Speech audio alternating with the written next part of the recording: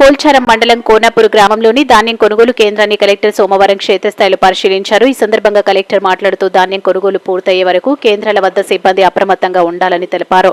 ఈ నేపథ్యంలో ధాన్యం సంచులు నింపే విధానం, వడ్ల బస్తాల తరలింపు ప్రక్రియను తనిఖీ చేశారు. తేమ శాతం వచ్చిన ధాన్యాన్ని వేగంగా మిల్లులకు తరలించాలని ఆదేశించారు.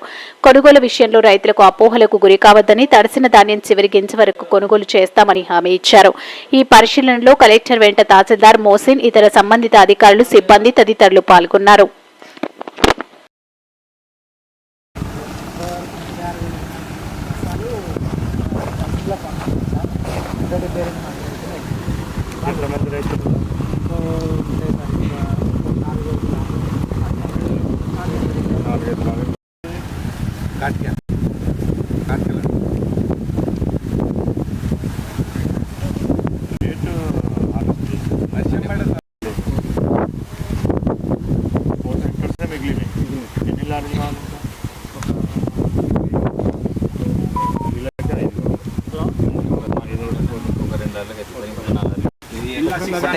ఈ లారీలో వెళ్ళిపోతాయి సార్. ఈ 650 ఉంటాయి. లారీలో పడిపోతుంది.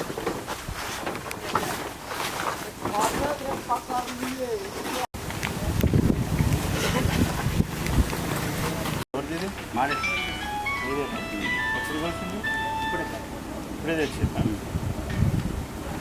ఇది మరి కవర్కి కట్టుకోవడానికి ఉందా? ఉన్నాయి సార్. అవి రెడీ పెట్టుకోండి. వర్షాకాలం స్టార్ట్ అయిపోయింది. ట్రాన్స్పోర్ట్